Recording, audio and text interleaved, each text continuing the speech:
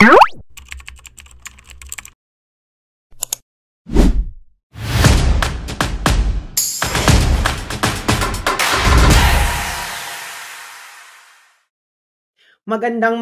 gabi po sa inyo, Wakanda Forever. Ito po si Sas Rogando Sasot, ang inyong favorite na tagalista ng Noisy. Okay, ano ba yan? Baka kakakain ko lang kasi, no? Pakishare na ito. Ang dami nyo naghahanap. Message kayo ng message. Ano ba ako? Para ba akong batang nawawala? Hanap kayo ng hanap? O, ito na ako. Baka pagsuot nga ng hoodie. Para ano tayo ngayon? Very cyberpunk. Ayan. Ito po, nandito na ako. I-share nyo na. Kanina, hanap kayo ng hanap. Message kayo ng message. Hindi na magkanda-ugaga ang aking cellphone sa notification ng mga naghahanap sa akin. Ayan, nandito na ako. Hello, Wakanda Forever. I-share nyo na ito dahil marami na naman tayong i-expose. Ayan. Salamat sa mga nag-worry, pero hindi kayo dapat mag-worry sa akin. Dapat mag-worry kayo sa Pilipinas, sa bansa natin. Okay? Dahil isang tao lang po ako. Ang Pilipinas po ang nanganganib. Nanganganib sa kuko ng mga high. High ang ambisyon, high ang wala nang kinakatakutan. Pero i-share nyo muna ito para yung mga hanap ng hanap, andito na ako, nasa na kayo? Ligo na me, where na you? Okay. Tiyempong-tiyempo na, ikukwento ko lang sa inyo kung ano nangyari. So, ilang oras bago mag-start ang hearing ni Pangulong Duterte sa ICC, bigla akong, alam mo ginawa sa akin, bigla akong sinuspend. Okay? Sinuspend. Can you imagine? Tapos, ang dahilan ng aking suspension, alam nyo kung ano? Dahilan ng aking suspension ay tungkol sa isang post ko. Ikaw ang Crisette ang may dahilan. Nag-aasaran kasi kami ni Crisette noon. Crisette Chu. Tapos, sinuspend na nila ako sa post na yon nung February 1, nasuspend na nila ako. Tapos, yung same post na yon na dinilit na mismo ng Meta, sinuspend uli nila ako, dinilit na nila yun eh. Ito pa, Meta, alam nyo, halata na kayo, sinuspend nyo na ako sa post na yon nung February 1. Sinuspend nyo uli ako, dinilit nyo na yung post. Okay, so bakit sila atat na isuspend ako during that first hearing? Bakit? Bakit kamo? Ipapakita ko sa inyo kasi, alam nyo, ito ang dahilan. Nakikita niyo yung followers ko, 400,000 plus lang. 400,000. Di ba? 400,000. Pero, alam nyo kung ano na ang reach ko. Ang reach ng aking kakaunting followers. Kakaunting followers ng 425,000. Alam nyo kung ano na ang reach. Papakita ko sa inyo kung bakit atat na atat silang patahimikin ako. Ang reach ko po, as of this moment, ay 124,831,634. As of this moment, nakigits yun na. Kaya atat na atat silang patahimikin ako. Okay? So, ine-stop nyo na ba yung pagdami ng followers ko pero hindi nyo ma-stop yung reach ko? Can you imagine? Ang followers ko, 425,000. Ilan ba? 425? 425,000? 400,000? Pero ang reach ng vlog ko na 425,000 followers ay 124,831,634. Kaya hindi na kayo magkanda-ugaga. Sa mga nagtatanong po sa akin, hindi po ito monetize dahil tinanggalan na po nila ako ng monetization matagal na dahil akala nila pag tinanggalan nila ng monetization yung page ko, tatahimik na ako.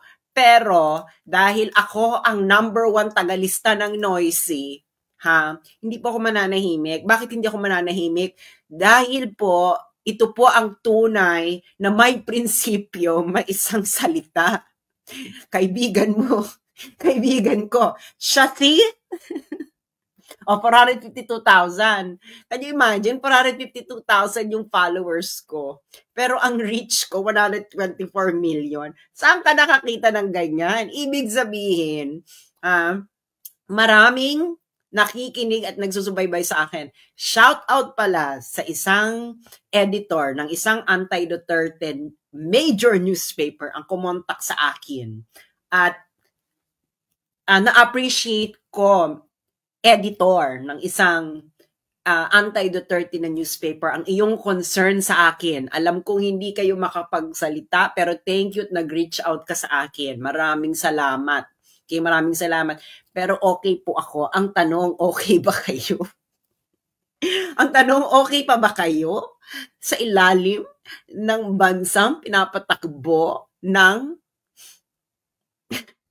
ano bang tawag dito? Coca-Cola. Okay pa ba kayo dyan, mga ka-moisture? Di ba? Okay. So, ayan. Yan ang dahilan. Kasi, syempre, dun sa hirig na yun, can you imagine, 124 million ang views, ang reach ko. 425,000 lang ang followers ko. So, ibig sabihin, marami kayo nag-aabang. Marami nag-aabang, hindi ba? Okay, ngayon, na nakabalik na ako, Wakanda forever. Mga friends, Wakanda forever tayo. Wakanda forever. Dire-diretsuhin na natin to. Oy, maraming salamat. I-share nyo na to. Share. Okay?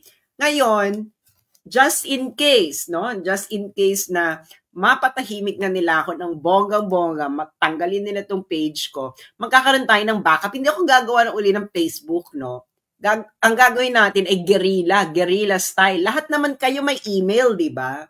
Dahil may email kayong lahat, ibig sabihin, hindi nila mahawakan yung mga email ninyo. At kung meron din kayong mga contact sa email na pwede nyo i-forward ang mga isusulat ko or video ko, hindi ba? So ngayon, dahil matindi ang laban natin, no? Ang laban natin dito ay hindi pa tumatatapos, matagal-tagal pa to. Meron akong Substack, okay? Hindi nila ito magagalaw dahil diretso ang mga isusulat ko sa email ninyo at hindi nila malalaman kung anong mangyayari dahil hindi nila alam kung gaano kumakalat. Marami na ako ditong followers, okay? Diretso ito sa email. So, iscan nyo na ba ito ngayon? Pakiscan na ngayon to. Lahat kayong nakikinig sa akin, please scan this code or i-screenshot right now, right here and there. Okay? Ayan gaganyan ko muna. Tapos i-approve nyo yun sa email ninyo. Para kung mawawala ako, ipapatahimikin uli nila ako, pupuntahan nyo na lang yung email ninyo. Hindi ba? Ngayon, yun ang ating backup. Guerrilla tayo ngayon. Guerrilla fighters tayo ngayon. Okay? Ano tayo ngayon? Rage against the machine. Di ba? Guerrilla radio. Okay? Diyan tayo ngayon. Para kayo, hindi ba? Kayong mga may Facebook pa, kung tanggalin na talaga ako sa Facebook pagkataon, yung mga isusulat ko sa Substack, i-share nyo ngayon sa Facebook ninyo, okay? Yung mga nagre-recontent ng video ko, wag na kayong maghumingi ng permiso, i-recontent nyo na, i-video capture, gawin nyo ng content, bahala na kayo, wala akong pakialam, okay? Wala itong copyright. Tayo ay guerrilla, okay? Guerrilla media tayo ngayon, guerrilla, okay? So, ayan mag-subscribe na kayo para diretso sa email. Tapos kayo, syempre may mga email contacts kayo, i-forward nyo, no? Ngayon, hindi na alam mo namang hawakan pa ng, makontrol pala ng mga bangag ang pag-disseminate ng information via email. Hindi na nila alam yan. Kaya, gagawa tayo ng paraan para hindi na nila tayo mapipigilan magpakalat ng information. Yung Facebook kaya nilang pigilan, pero ito hindi. Dahil diretso ito sa email niyo. Hindi po ako magbubukas ng X kasi hindi nga allowed dito. Saka, mahaba akong magsulat, hindi kakayanin ng X. Okay? Diyan, email tayo para dire-diretso, para diretso sa email ninyo. Newsletter tayo, no? Marami na akong followers yan. So, ifo-forward ninyo, i-share ninyo sa Facebook ninyo para para ini-echo natin ang katotohanan na pilit tayong pinapatahimik ng mga Coca-Cola. Okay. Ayan na, ha? Para hindi na kayo hanap ng hanap kung nasan ako, Diyos mio, Santissima Trinidad. Okay. Now, ano nang gagawin natin ngayon? Okay, may nahalungkat na naman ako, mga friends. Alam mo naman ako, mahilig ako magalungkat dahil ako ang #1 tagalista ng Noisy. Wala po akong TikTok na sa China. Ako ban ang TikTok dito sa China. Wala akong TikTok. Ano ba? Yung mga suggestion, yung mag-TikTok ka, ma'am. Kung kaya ko mag-TikTok, nag-TikTok na ako. Hindi ako makakapag-TikTok kasi nga ban dito sa China. Sa Beijing po ako nakatira. Okay? Ban dito. Okay? Hindi siya ma-access dito. Kahit VPN. Okay? Ma-access mo lang TikTok dito kung Philippine number yung gamit mo. Wala na pa akong gamit na, hindi po ako gumagamit ng Philippine number dito. Sa Beijing, no? Na wala namang point. Okay? Yung whitey, no. Ako po ay nagsusulat, hindi lang po ako nagbi-video. Mahilig po ako magsulat. Nagsusulat po ako. Kaya huwag niyo ako sabihin, mag-whitey ka na mag-whitey. Wala pa akong panahon mag-live ng mag-live. Magla-live na po ako may panahon. So, doon na kayo, mag-aantay kayo sa email niyo para diretso sa email niyo, di ba? Para hindi na nila alam kung ano, what is the storm that is gathering. Charot. Anyway, so, diretso na tayo sa usapan. O, mga kayong mangging kaligatan. Ako, may mga nakikita ako na nood ng kayong mangging kaligatan, ha? Mga kayong mangging kaligatan, ating mga magigiting na sundalo at pulis, nakikinig. Okay, may nahalungkat na naman ako dahil, alam mo naman, maraming noisy, no? Maraming noisy. O, ito na. Ito na. Okay. Ngayon, nagtatanong kasi kayo kung sino nagbibigay ng budget sa ICC. Okay, ang nagbibigay po sa budget ng ICC ay ang mga miyembro ng ICC, tinatawag na Assembly of State. Ayan, yan, Assembly of State Parties. Ngayon, every December, nagpo-propose ng budget yung ICC dun sa Assembly of State Parties. Okay, 124 members yan, 124 members. Okay? Hindi naman 124 members, ilan na lang ang Assembly of State Parties eh. Now, nakikita nyo, December 9, 2024, ang balitang ito ng Courthouse News Service. Courthouse News Service. Ngayon, ano nangyari? Sinulat ito ni Molly Quell noong December 9, 2024, Courthouse News Service. Ang title, ICC faces slimmed down budget, sanction threats. Itong sanction threats na ito, galing to kay Donald Trump. Kasi nga, di ba, inisyuhan nila ng warrant of arrest si Netanyahu. Okay. Now, so binasa ko to. Okay. Ngayon, ang sabi dito, okay, binawasan yung budget nila. So, hindi sila pinagbigyan sa 202 million euros na hinihiling nila dun sa mga estado, sa mga taxpayers. Pera yun ng taxpayers ng mga bansang yun eh. Ang hinihiling ng ICC, 202 million euros. Ang ibinigay lang sa kanila, 195 million euros. So, ilang million yung hindi ibinigay sa kanila. During the budget deliberation, kinriticize sila ng Assembly of State. Sabi, may investigation kayo ng 12 countries, pero hanggang ngayon, after nung December ng pagbibigay sa kanila ng budget, wala namang kayong trial in process. O, anong ibig sabihin yan? Ayan o. The court has investigations open across 12 countries, but after December, we'll have no trials in process. Another fact that garnered criticism during the week. Itong during the week nito, during the week ng budget deliberation ng ICC. So sa madali, tapos kailan sila nag-apply ng warrant? February 10, 2025. So, December, kinriticize sila. Wala na ba kayong trial? After ng December. Okay? So, after 2 months, nagmadali sila. Nag-apply ng warrant with the collaboration ng Bangag Administration. Bakit ko sinabi yan? Di ba sinabi ko na sa inyo yan kung paano sila nag-collaborate? Di ba? Ulitin natin para sa kalaman ng lahat. Hindi ba? Para naman tayo, full impact. Para full impact tayo mga friends. Hindi ba? Nasaan na ba yan? Ang dami kasi nating ang dami kasi nating pasabog in the past few weeks. Kaya, ano ba to? Hindi ko na mahanap kung saan ko na, kung saan ko na ilagay. Pupunta na lang tayo ng website ng ICC. Okay? Yung mga naghanap sa akin, nandito na ako. Thank you sa concern. Pero mas maging concern kayo sa inyong bansa. Okay. So, ayun na nga. Kinriticize sila noong December during the budget hearing. Wala naman kayong trial. Wala naman kayong trial after ng December. Sabi ng oversight, yung mag-a-approve ng budget ng ICC for 2025. And voila! After ng criticism, may trial na. May trial na bigla? Hindi ba? So, anong ibig sabihin nun? Kasi gusto nyo, pagdating ng 2026, ano naman kayo? Bida-bida na naman kayo sa budget. Kasi may trial eh. Siyempre, kung walang trial, babawasan sila ng budget. Kaya yan, tigilan nyo for the victims. Walang pakialam yung mga Europeans na nasa Europa. Tingin nyo ba?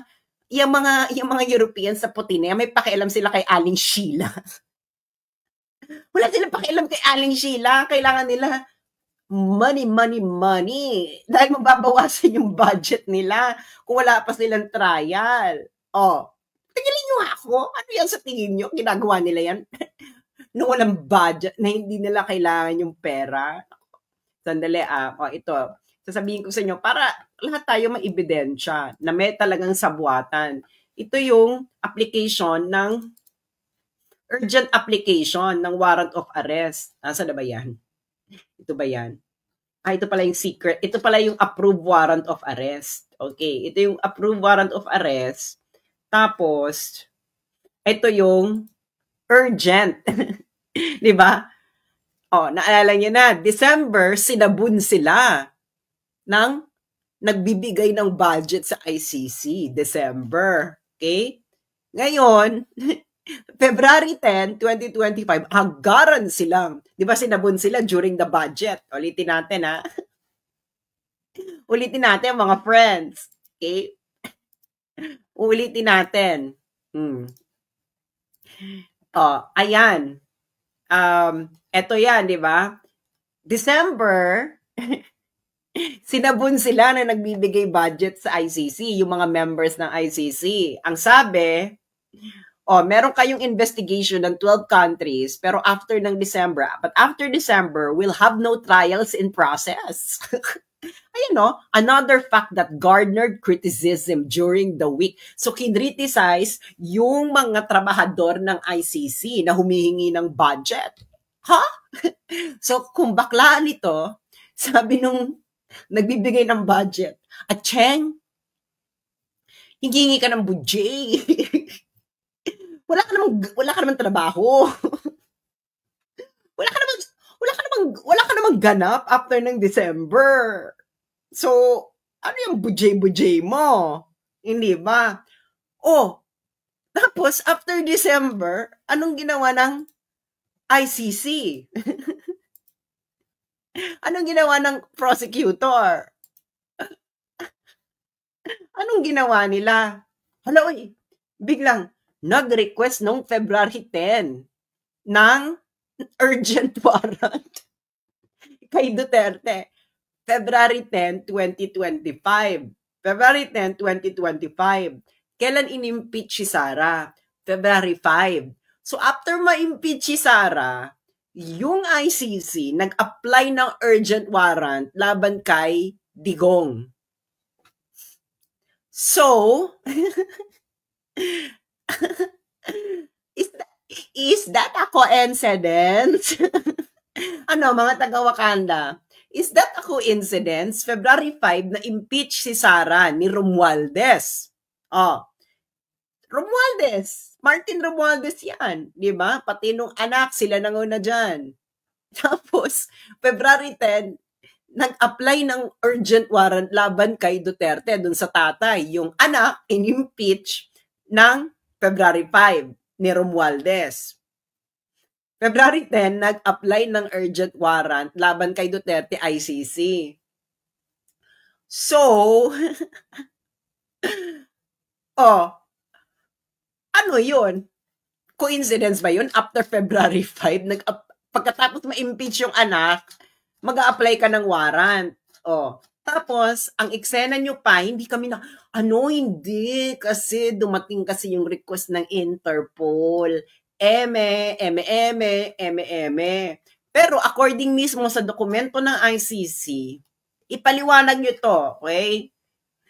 Ikalat nyo ito nang malaman ito ng mga tao. Pero ayon mismo sa ICC prosecutor, ayan, sabi sa paragraph 112 ng request ng urgent warrant nila noong February 10, yan, in late 2024, the government of the Philippines publicly announced for the first time that it may execute an ICC arrest warrant. Kayo pala ang nakikipagtsikahan. Kayo pala nagsasuggest sa ICC. Bongbong. Tapos sabi nyo raw, noong late January 2025, sinabi nyo raw na i-execute nila ang ICC warrant kung ang magre-request, kung pinadaan ng request sa Interpol. So, tigilan nyo na yung sinasabi nyo, nagko-comply kayo sa Interpol. Kayo ang nag-suggest sa ICC na padaanin sa Interpol. Tama? Tama ba ako? Tama ba ako, mga friendships? Diba? Malinaw. In late January 2025, the government publicly stated that it would execute an ICC warrant if a request to do so is made through Interpol. Tama? Tama, diba? So ngayon, ang tawag po natin dito ay nag-align ang stars. Nag-align ang mga bituin ba? Mga taga-Wakanda ba? Unsa man? Unsa man ang mga Southern Luzon na nangangain kumakain ng pagpag. Kalakas-lakas man lait sa mga taga-Wakanda, kumakain naman ng pagpag. Yung mga taga-Southern Luzon dyan, lait ng lait sa mga taga-Wakanda. Pero, yung mga mayayaman dyan sa Manila, anong ginagawa?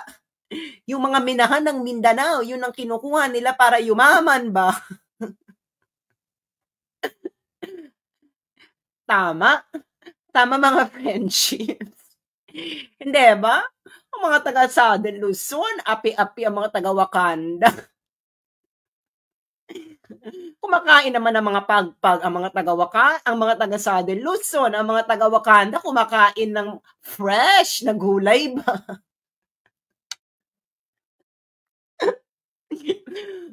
Kumakain ng fresh. Tapos pag magnakaw ka dyan, depende na lang kung nasaan ka, no? Siguro yung pinakamatinding parusa mo dyan sa Wakanda, talagang bobog-bogin ka ba ng mga tao pag ikaw ay nag-snatch. Pag nandiyan ka pa sa mas disiplina mga Muslim, potol kamay. Kayo dyan sa Southern Luzon, snatching is a way of life. Anyway. Wakanda forever. Wakanda forever. Hindi pa ako Bisaya. Hindi ako Bisaya, mga magulang ko ay taga Bicol, pero hindi ako lumaki ng Bicol. Pero ako po ay Wakanda forever. Wakanda forever. Anyway, so nag-align ang mga bituin ng mga taga Southern Europe. Nag-align ang mga bituin ng mga taga Southern Europe, ng mga taga Luzon, at ng mga taga Dahig. Yung mga taga Dahig, kailangan nilang magka-trial. Di ba? Oh, hindi ba ako tama ng pagkakabasa ko dito? Kailangan nilang magka-trial. Di ba ulitin natin, yung balitang sinulat ng Courthouse News Service. Okay, Courthouse News Service ni Molly Quell, December 9, 2024. Di ba? ICC faces slim down budget. Okay. Tapos, ang isang criticism nila during the budget month ng pagkuha ng budget ay wala kayong trial after ng budget, ng bigayan ng budget. Tapos, after 2 months, agad-agadan silang nag-apply ng urgent warrant laban kay Digong. At sino ang nagbigay sa kanila ng suggestion kung paano maa-arrest? Si Bongbong. O di, perfect! Ito ang tinatawag na perfect. Perfect alignment of stars, hindi ba? Kaya nga agad-agadan, hindi ba? Ang bilis ng mga pangyayari, isinakay sa inisakay ba sa S-plane ni General Torre. Ito si General Torre, akala mo hindi Bisaya, no? Kung makapagsalita ngayon siya, para akala mo yung mga taga Manila na mayabang-yabang, wala nang punto ba? Wala nang punto ba si General Torre? Kinahiya mo na ba ang iyong pagiging taga Wakanda? Well, aminin niyo na mga taga Wakanda. Marami talaga dyan mga taga Wakanda. Kung makapunta ng Manila, akala mo na kung sino. Anyway. So, perfect alignment ng mga bituin. Hindi ba? Alignment ito ng mga bituin. Yung mga empleyado ng ICC, kailangan nila ng budget. Para ma-justify ang budget nila, kailangan meron silang trial ngayong December, ngayong 2025. Para sa 2026, perfect!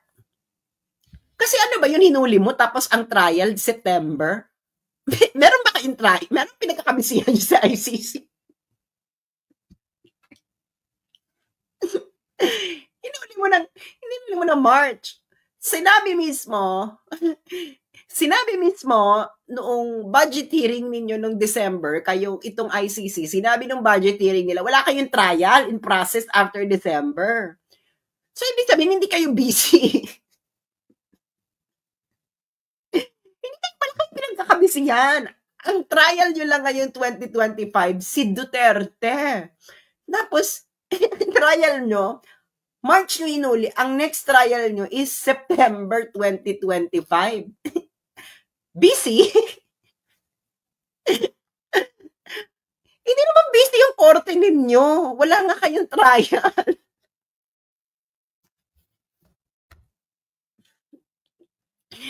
Yung Pilipinas, reklamo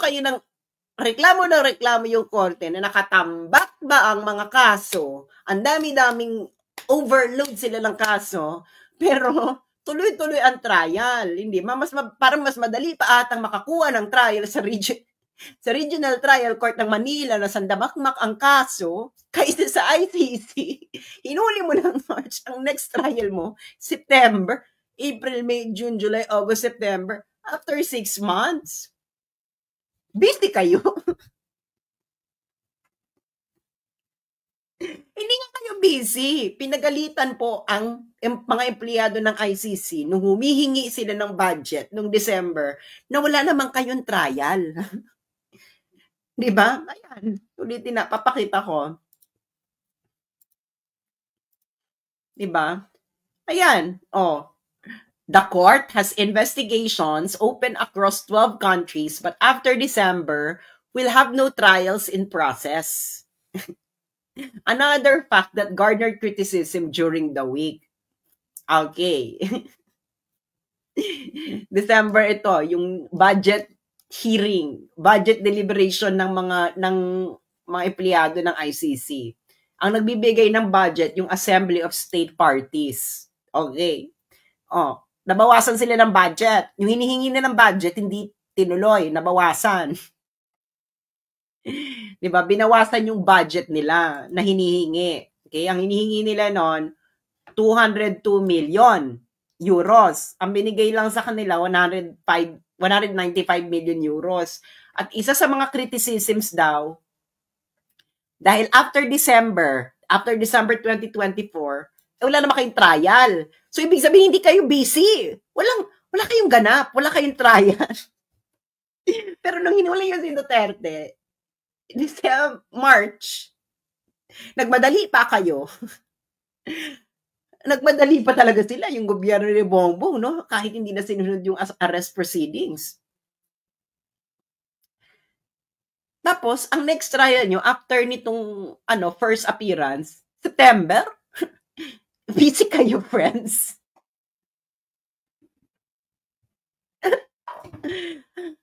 So mga taga-Wakanda, ano to? Mga pera-pera lang to, friends. Wala kayong budget. Okay, ngayon, ang daming naipon. Ang dami nating naipon kasi sinuspend ako ng mga to eh. 'Di ba? Okay. Ngayon, pupunta na tayo sa Tanim EJK. Mainit na mainit tong Tanim EJK. Ayan. Yung ABS-CBN News, ABS-CBN News, sabi nyo raw, fake news ako. Ang kapal ng mukha ninyo. Kayong mga nakikinig sa akin, unfollow ABS-CBN. Bumalik na ulit tayo sa panahon ng 2016. Naalala nyo yung 2016, nung kampanya ni Digong, na lahat ng mainstream media noon is inaapi-api at kung ano-anong fake news kay Digong. Naalala nyo, pinagtulungan ng mainstream media si Digong noon in favor of Mar Rojas. Do you remember that? Ngayon, they are now, pinagtutulong-tulungan nila si Digong in favor of Bongbong Marcos. Wag na tayo magplastikan. This is too late para makipagplastikan. Alam namin showbiz kayo, pero alam na namin na ang hilatsa. So, follow SMNI. SMNI ang i-follow ninyo. Huwag niyong hahayaan na itong mga balasubas na ito na mainstream media ba ay kumita sa trial ni Duterte. SMNI or yung Times of India. I believe ang Russia Today, i-cover din nila yung hearings ni Duterte. Pero hindi pa ako sure, pero most probably they will. Okay. Kaya, itong mga to, boycott, wag kayong kukuha dyan, wag nyo silang tangkilikin, dahil yayaman sila sa live streaming. Wag nyo payamanin, okay? Wag nyo hayaang yumaman sila dyan, wag natin silang bibigyan ng pagkakataon. Kayong ABS-CBN, kayo ang fake news. Binabandera-bandera nyo yung nanay na yan. Yung nanay na yan, hawak-hawak niyang anak niya. Yung anak niya ay namatay noong July 2, 2024. Pero kayo ABS-CBN News, ang claim ninyo, ABS-CBN, kayo nag-claim nito ito ay nanay ng biktima na namatay during the drug war ni Duterte.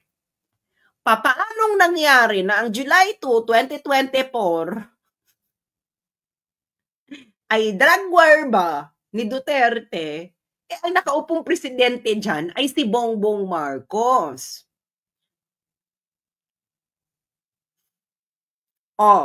Aling Sheila, mahiya ka naman sa anak mo. Patahimikin mo na ang kaluluwa, ginagamit mo pa para magkapera. Nategi na yung anak mo. Ewan ko kung paano nategi yung anak mo, no? Meron ba ang nakikinig sa akin kapitbahay ni Aling Sheila? Kasi tuwing may mga ganyang victim, eme-root, ang pinakamaganda is kausapin ng mga kapitbahay. Kasi ako ay lumaki sa community na parang ganun tong community nila na close-knit, na may looban, ganyan. At alam nila ang mga hilatsyan ng mga itong binabandera, mga pagmumuka. Kaya gusto ko makausap ang mga kapitbahay. Kapitbahay ni Aling Sheila, meron bang nakikinig sa akin kapitbahay ni Aling Sheila? Gusto kitang makausap. Sino ba tong anak niya na ibinabande-bandera niyang biktima daw nung drug war ni Digong? Na binabandera ng CPP-NPA ni Attorney Conti. Tigilan mo ko, Attorney Conti. Member ka ng CPP-NPA. Ano yan, nominee ng Makabayan. So, ginagamit ito ni Attorney Conti na nominee ng Makabayan Black.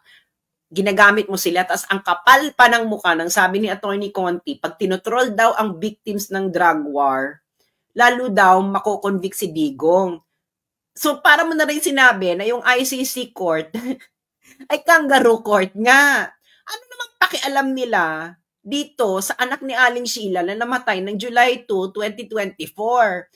Yung kaso doon, yung kaso doon na hinaharap ni Digong 2011 to 2019, tapos 43 pa. Papunta tayo dyan sa 43 number, ha? Ginamit mo, Aling Sheila, yung anak mo, hindi ka na nahiya. Mga kapitbahay ni Aling Sheila. Hindi ako gusto kong i-verify. May mga unverified kasi yung sinasabing kung paano nategi yung anak ni Aling Sheila. Ngayon, ang malinaw dito, ang anak ni Aling Sheila na binabandera ng Makabayan Black na biktima daw ng drug war ay namatay nung binuro nung July 2, 2024. Ano yan, Aling Sheila? Daig mo pa. Ang tagal lamang lamay niyan. Ang tagal lamang lamay niyan kung namatay ng war, kung nategi nung war on Drugay. So, madaling salita, dapat ang sinisisi mo dyan, Aling Sheila, si BBM. Pero bakit ayaw pasisi ng Makabayan Black si BBM?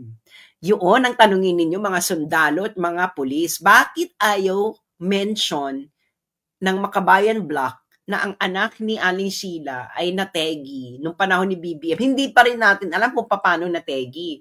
Pero alam natin, ginagamit ito ng Makabayan Black sa kanilang propaganda. This is all propaganda. Okay. Next. Diyos ko doy. Ewan ko sa inyo ba, kayo mga NGO, nangangailangan na naman kayo ng pera. Pag NGO, mukhang pera yan. Hindi naman nila sariling pera yan. Okay? Kailangan nila ng funding.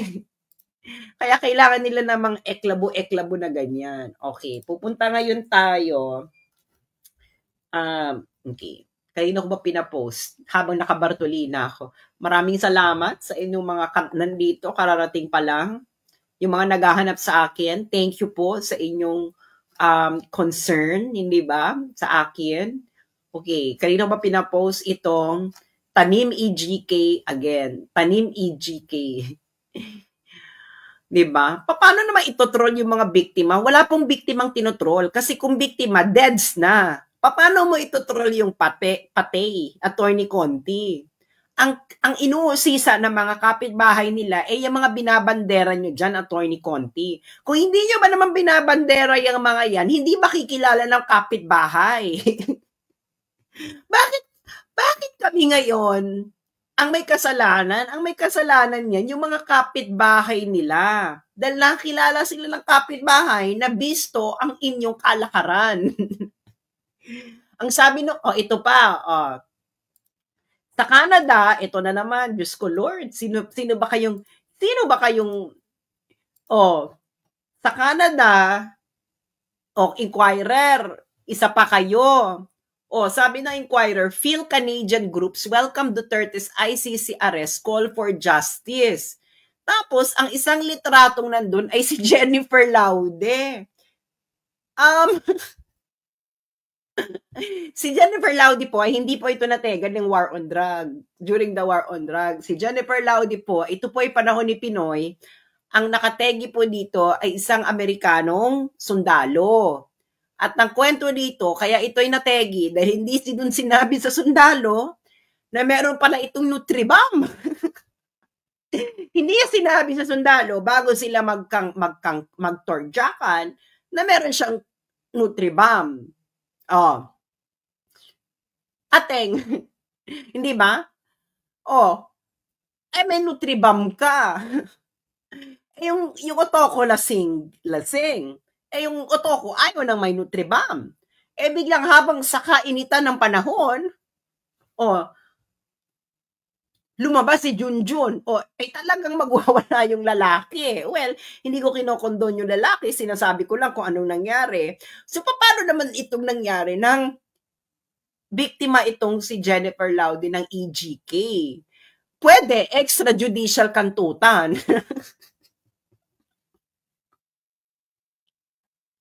Di ba? Pwede extrajudicial kantutan, no?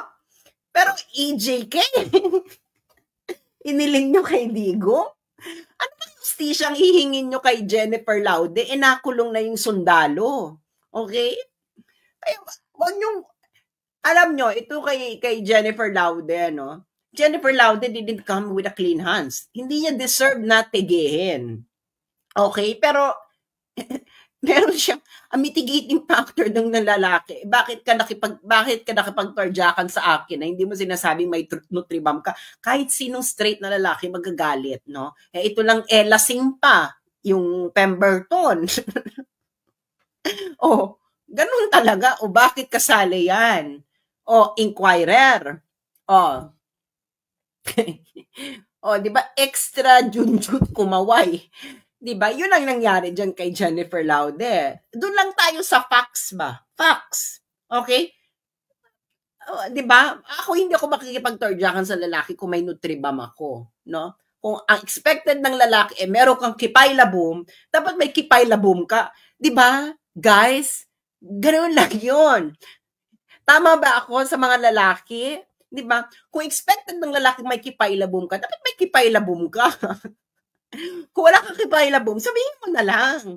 Hindi ba? Kahit kamukha mo pa si mahal na Birheng Magdalena, no, ganyan kakaganda, kung may Nutribam ka, pero ang expected na lalaki ay wala kang Nutribam, sabihin mo na lang. Honesty is the best policy. Hindi ba? Kasi, kung may kipailabong ka, tapos kung nakapag-torjakan ka, tapos nalaman na lalaki na, ay dati pala may Nutribam ka, gaganyan pa yung lalaki, ay talaga, hindi ko alam. Siguro ma-amaze pa siya sa'yo, no? Pero kung may Nutribam ka, nakawakan si Junjun Paredes. Ateng, sinasabi ko sa'yo, inilagay mo ang buhay mo sa bingit ng Pemberton. Ganon. So, hindi ito EGK, no? This is extra Junjun kumaway. So, ito namang inquirer, even hindi man lang sinilip. Ano pa? Di ba? Ano pa ba? Ang dami kong pinapost dahil ang dami kong nakitang tanim AGK, kung ano-anong nakakahiya kayo. As in, hindi ba, gumagamit kayo ng patay ng ibang patay. Use your own, use your own dead relative. Bakit ba kayo gumagamit ng hindi kayo nagpapaalam doon sa may-ari ng patay?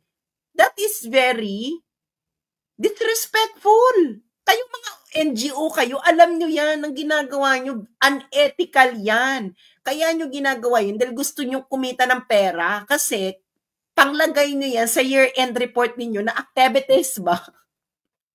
Activities ba nyo sa mga funders ninyo? Diba? Ano yung nyo, activities nyo sa year-end report na ito ang ginawa namin nung 2025, nag-rally-rally kami, meron kami mga EJK victims, di ba? Pero, sa kagagahaman ninyo ba sa budget, nagkabuhol-buhol na kayo. Kaya itong mga NGO na ito, dapat ito ay ireklamo ito sa mga foreign funding agency nila na nanggagamit ng patay. Eto pa, Diyos mio, Santissima Trinidad ba, ang mga kakampings na baliw-baliw na. Ito pa, Diyos mio, Santissima, ito. Kakampings. Sabi nitong kakamping ba na ito, do you remember the kid who while playing with his friends in their Tondo neighborhood was shot dead by a police officer out of nowhere? And do you remember the police officers excuse? It was an accident, he said, that while patrolling the area, he tripped and accidentally fired his gun. The kid's name was Aldrin Pineda. He was 13 years old. O paano ba man makasalanan ito ng on drugs? Kaya, alam nyo, kayong mga anti-Duterte, para kayong mga supporters ni Kamala Harris. Wala na kayo sa huwesyo. Lahat na lang, reklamo ninyo, lengk-lengk ninyo kay Degong. Kaya galit sa inyo mga tagawat, kayong mga wala na kasakatinuan, yung excuse ng police, gumagamit na naman kayo ng patay. Hindi nyo patay. Tanungin nyo muna yung relative. Hindi ba? Kung pwede ba itong ba? Sa JK. Hindi ba? Pero nga, may mga kapitbahay yan. So kung may mga kapitbahay yan, yan ang malaki yung kalaban sa mga binabandera ninyo. Yung kapitbahay, kasi ang mga kapitbahay, para yung kanta sa batibot. Ako ang kapitbahay, kapitbahay mo. Ay, nako. Kayong mga kakamping na wala namang alam. Okay. Eto na. Ito, parang protesta ata ito sa Yope. Yope, Manila ba ito? UP Manila ba ito? UP Manila ba to? I don't know. Ito. Ano sila?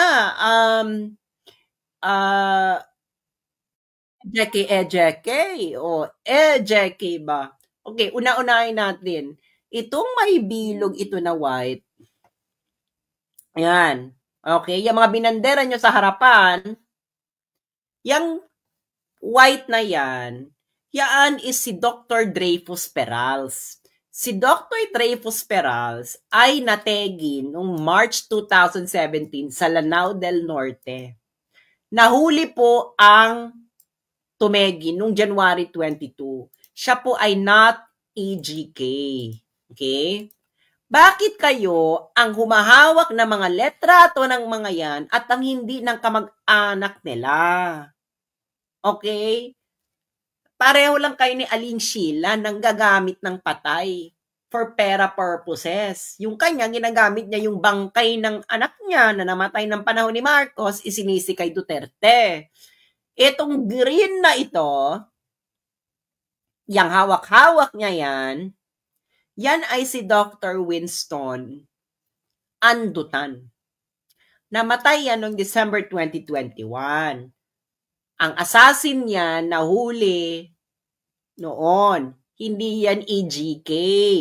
Okay? Hindi yan EJK. That's murder. Murder, hindi yan EJK. Wala pong kinalaman dyan ng pulis. Ang pulis po, nahuli po nila ang mga assassins. Okay? Ngayon, itong may pula, yung pula na nakabali, bilog-bilog dyan, yan ay si Dr. Maria Lourdes Tangco. Okay, sino si Dr. Maria Lourdes Tangco? Hindi ako nang red tag, kayong mga mahilig man red tag, pero inako na mismo yan ng nino? Ng CPP-NPA mismo. Ayan. Ito, yung bulatlat, yan ang official pahayagan yan ng CPP-NPA. Ayan, yung hawak-hawak nila si Lutangco na doktor.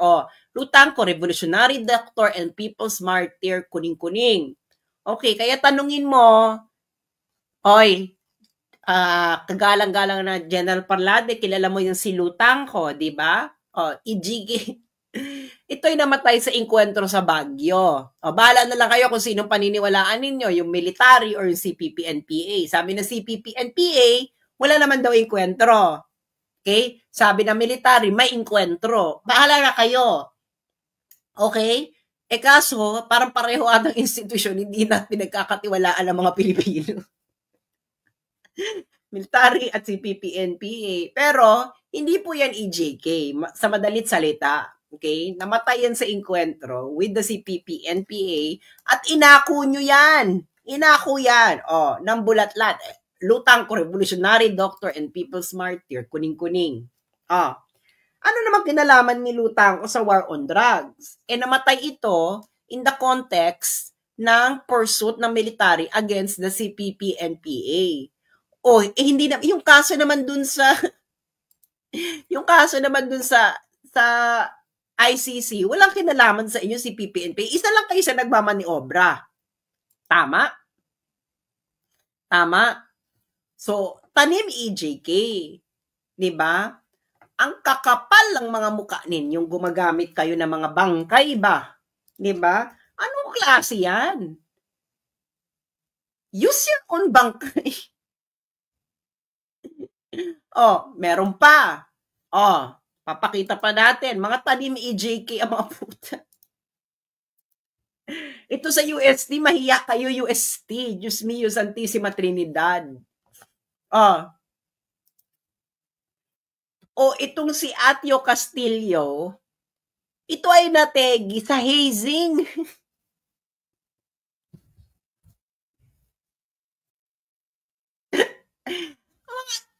Yung estudyante ba mga UST, ano ba kayo, mga bangag ba kayo, mga darlings? Diyos mio, girl, nakapag-false eyes ka, putok na putok ang eyelash extension mo. Nakapag-do-eye ka, ano ba yan? Yung kilay mo pa, ay, ano bang tawag yan? Yung microblading pa yung utak mo, yung hair mo, ang ganda pa ng kuko mo, girl. Yung hawak-hawak mo, nategi sa hazing. Sino na naman ang salarin dito sa kasinungalingan nito? Ayan, Kabataan Party List. Huling-huli kayo, Kabataan Party List. Pero EJK victim. Hindi po mga biktima pinagtatawanan po namin. Ang pinagtatawanan po namin ay mga panloloko ninyo sa taong bayan. At halatang halata na kayo kaya hindi magkakaroon sa inyo ng amor ang taong bayan dahil pinagloloko ninyo ang taong bayan. Kayo na lang ang naglolokohan. Yan, yung mga estudyanteng yan, manloloko nyo yan dahil nga hindi pa buo ang prefrontal cortex niyan. Pero yung mga magulang nito, pakibatukan. Tanungin ninyo, yung mga magulang nito, tanungin nyo yung anak ninyong putok na putok ang eyelash. Putok na putok ang eyelash extension. Hindi man lang na-verify na yung hawak-hawak niya, hindi naman nategi ng EJK. Diba? Diyos mio, ano kayo? Meron pa, Diyos ko Lord, ang dami nito. Hindi na, lahat, ano na talaga sila, nabaliw na ba? Nawala na sa wisyo. Wala na. Ano talaga sila, tumodo na sila. Tapos tayo yung fake news. Kayo ito, pinagalitan pa ng mga may-ari ng bangkay ba? Ito pa. Ayan. Ito, no? Hawak-hawak nila itong sa dahig pa ito, hawak ito ni girl. Asan to si girl? Ito sa dahig, hawak ni girl. Hawak ng bayan muna. Okay? Yung bangkay na ito, ito si girl sa ano to? Dahig. I believe hindi na to Makabayan Black, Akbayan ata tong babaeng to. Nila Risa Ontiveros, if I'm not mistaken. Or Makabayan Black. Pareho lang naman kayo manggagamit ng bangkay. Itong Aldrin Tangohan, okay? Inako na to ng kamag-anak. Okay? Siya ay nategi, hindi po ng war on drugs. Sinabi na ng kamag-anak, ayan, kamag-anak na mismo, umako, hindi kayo nahiya. Sabi ng kamag-anak, gusto ko pong, sabi niya, gusto ko pong ko lang pong linawin na ang aking kapatid na si Aldrin M. Tangonon ay hindi biktima ng war on drugs. Siya ay tinegi ng isang kriminal dahil sa selos. Hindi siya biktima ng anumang operasyon na may kinalaman sa drugay. Sobrang bigat na ng pinagdadaanan ng aming pamilya at mas lalong nakakadagdag sa sakit ang maling impormasyon na kumakalat tungkol sa kanyang pagkategi. Hiniling namin ang respeto, hindi lang para sa amin, kundi lalo na para sa aking kapatid, na dapat alalahanin ng tama at may dignidad. Maging responsable tayo sa pagbabahagi ng impormasyon at iwasan ang pagpapakalat ng maling detalye na lalo lang nagpapahirap sa mga naiwan. Maraming salamat sa lahat ng nakiramay at nakakaunawa sa aming sitwasyon. Okay. So gumagamit kayo, hindi nyo na pinatahimik yung mga bangkay. Ginamit ninyo ang mga bangkay para sa inyong pagkakaperahan. Hindi ba? Ganyan naman kayo Hindi ba? Kailangan nyo ng year-end report. Activities ba? Na ito ang mga activities ba na pinagagastusan ninyo ng pera para next time, mabebigyan ulit kayo ng salapi. Diba, ng funders ninyo dahil pinagmuka ninyo na busy kayo. Kayo, wala kayong pinagkaiba sa mga congressman na every year may flood control projects, kayong mga NGO kayo, wala kayong pinagkaiba dyan. Wala kayong pinagkaiba sa mga congressman na every year may flood control projects. Diba? So kayo ay nagtatanim ng bangkay. Ikaw, Attorney Conti, alam mo, mahiya ka sa sarili mo. Kayo ay gumagamit ng bangkay, nagsisinungaling. Yeah, i-convict nyo si Digong. Diba? Pero alam naman natin, ang gusto talaga ng CPP-NPA, magkagulo sa Pilipinas. Gusto nila yan, gusto i-convict si Digong para magkagulo. Ngayon, kayo mga sundalo at mga pulis, pag nagkagulo, diyan na papasok ang CPP-NPA. Love na love nila yan. Magkagulo. Alam nyo yan, mga sundalo at pulis, na yan na ang taktika ng CPP-NPA. Gusto nilang magkagulo. Wala silang pakialam sa hustisya na yan. Dahil kung may pakialam sila sa hustisya, bakit yung football player, brutal ang pagkakategi ng CPP-NPA, naalala nyo yon? Football player ba yon? Or basketball player? Naalala nyo yon? Diba? Yung sa probinsya, naalala nyo yon? My Lord, grabe. Tinegi ng CPP-NPA. Naalala nyo yung story na yon? So, sa madalit salita,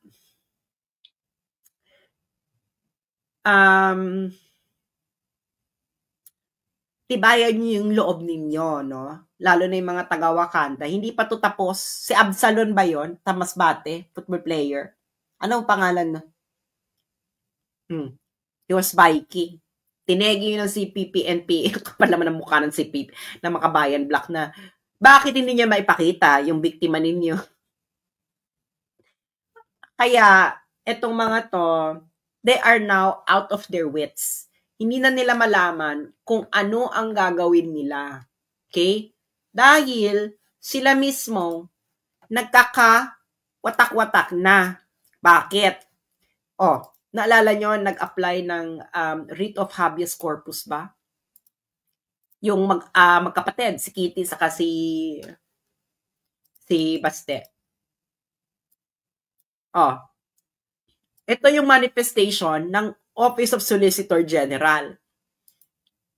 Okay. Ngayon, ang sabi, itong nakakaloka. Kasi nga, pinag-respond itong gobyerno. Ang OSG po, Office of the Solicitor General, abogado po ito ng gobyerno.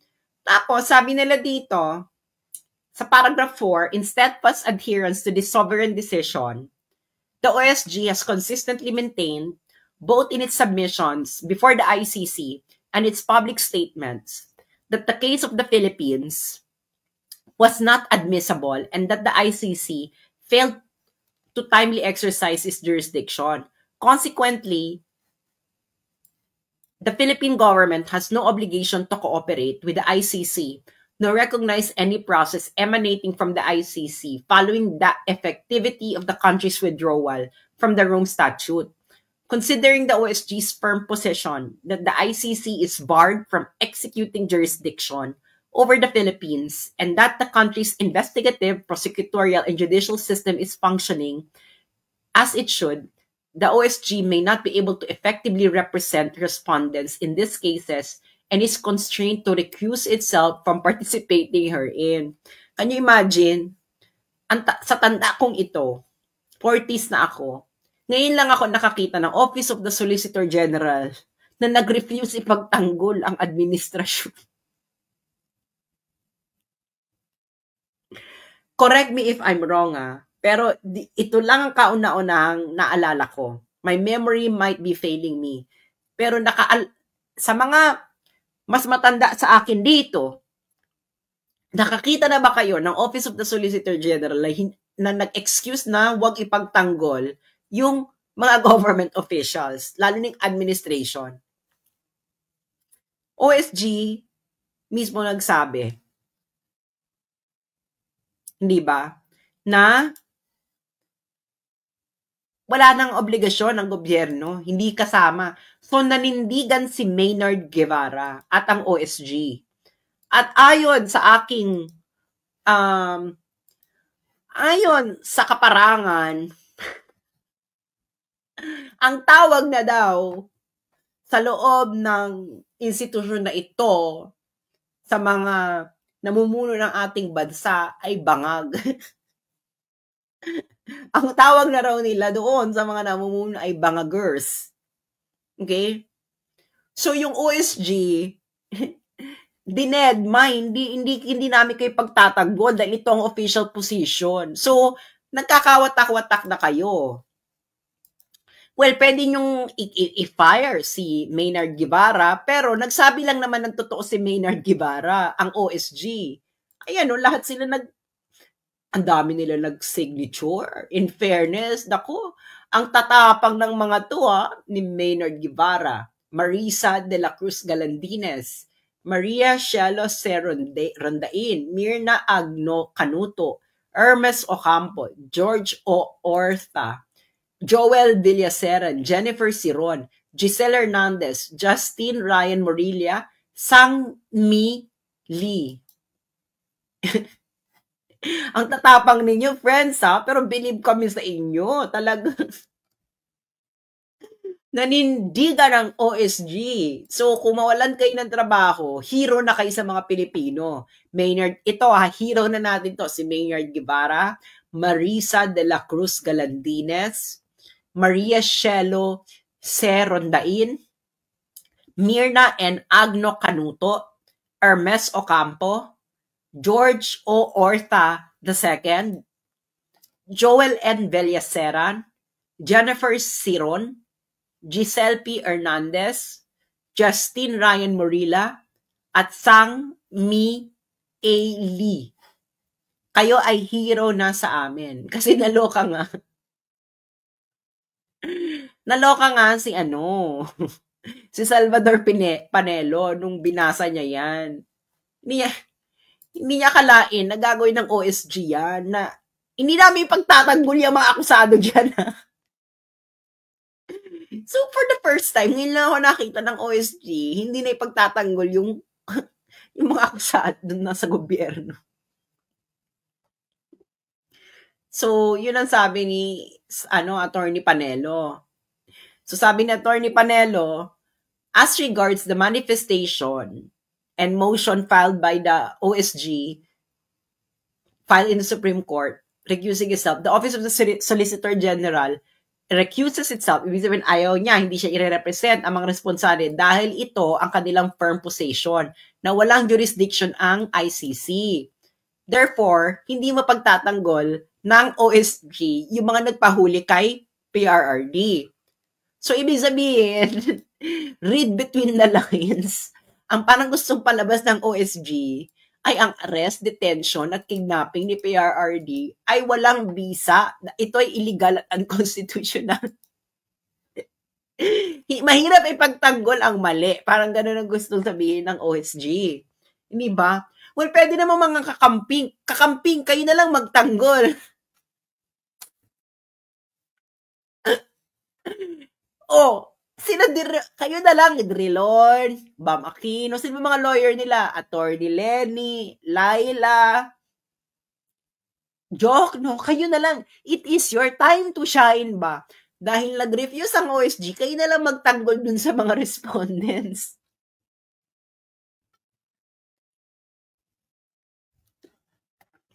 Unbelievable. Ngayon lang ako nakakita sa buong talambuhay ko na ang OSG nag-refuse na ipagtanggol yung mga respondanteng taga-gobyerno. So, alam nyo na.